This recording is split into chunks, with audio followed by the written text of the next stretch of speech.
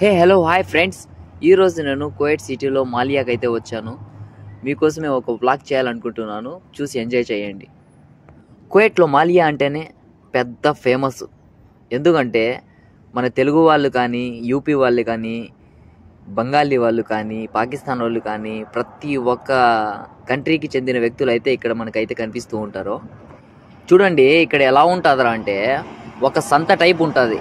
మన ఇండియాలో సంతలు జరిగితే ఎలా ఉంటుందో గడిబిడిగా అలా ఉంటుంది, గజీ బిజీగా. ఇక్కడ అంతా జనాలే ఉంటారనమాట. ఇక ఈ బ్రిడ్జ్ అయితే కువైట్ మాలియాలో వచ్చేసి కొత్తగా కట్టారు. ఎందుకంటే జనాలకి, కార్లకి ఇక్కడ అడ్డదిడ్డంగా దూరిపోయేసి యాక్సిడెంట్లు ఎక్కువ అవుతున్నాయి రోడ్ల పైన అని చెప్పేసి కొత్తగా బ్రిడ్జ్ కట్టారు కువైట్లో. ఈ బ్రిడ్జ్ మొత్తానికి కొత్తగా కట్టినప్పుడు వచ్చేసి జనాలకు అయితే ఇలాగ ఇసిపెట్టేసేవారు. మళ్ళీ వచ్చేసి కొద్ది రోజుల తర్వాత మళ్ళీ ఇది వచ్చేసి బంద్ చేసేసారు. ఎందుకంటే బ్రిడ్జ్ పైన ఎక్కువగా జనాలు వచ్చేస్తే ఈ బ్రిడ్జ్ వచ్చేసి ఊగుతా ఉండేది, స్ప్రింగ్ టైప్ ఊగుతా ఉండేది ఇది. అందుకోసం వచ్చేసి కొద్ది రోజులు ఈ కువైట్ గవర్నమెంట్ వచ్చేసి బంద్ చేసేసినారు ఈ బ్రిడ్జిని. ఇక్కడ చూడండి, ఈ బస్సుల్లో వచ్చే వాళ్ళు, వెళ్లే వాళ్ళు ఎంతో మంది తిరుగుతూ ఉంటారు. కువైట్ లో ఉండే ప్రతి ఒక్క ఏరియాకి ఇక్కడ నుంచి బస్సులు అయితే సదుపాయంలో ఉంటాయి మనకి. మన ఇండియాలో ఎర్ర బస్సులు ఎలా తిరుగుతాయో ఈ కువైట్లో కూడా ఇలాంటి బస్సులు వచ్చేసి చాలా తిరుగుతూ ఉంటాయి. మొత్తానికైతే ఇక్కడ వచ్చేసి ఎక్కువ జనాలు అయితే ఉంటారు. మనకి కనిపించేదానికైతే ఫిలిపీన్స్ కానీ ప్రతి ఒక్కరు కూడా వచ్చే వాళ్ళు, వెళ్లే వాళ్ళు చాలా మంది. మాలియాలో ఇది ఒకటే పాత బిల్డింగ్, ఇది ఎప్పుడు కూలిపోతుందో తెలియదు. మొత్తానికైతే చాలా ప్రమాదం అయితే జరుగుతుంది అప్పుడు. ఎందుకంటే అది ఒకటే పాత బిల్డింగ్, ఇక్కడ అన్ని కొత్తవే ఉన్నాయి.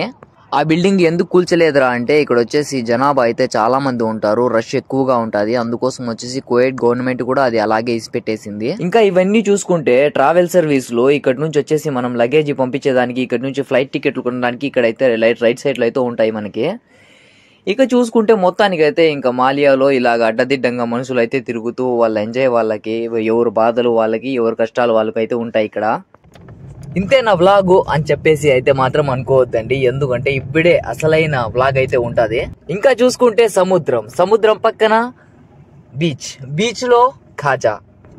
కువైట్ లో నిజంగా ఇక్కడ బీచ్ సైడ్ వచ్చిన వాళ్ళు ప్రతి ఒక్కరు కూడా వాళ్ళకి నచ్చిన టిక్ టాక్ వీడియోస్లు కానీ, మనకి వ్లాగ్స్ కానీ, యూట్యూబ్ లో పెట్టే వీడియోస్ లో కానీ ప్రతి ఒక్కటి ఇక్కడ చేసుకుంటూ ఉంటారు.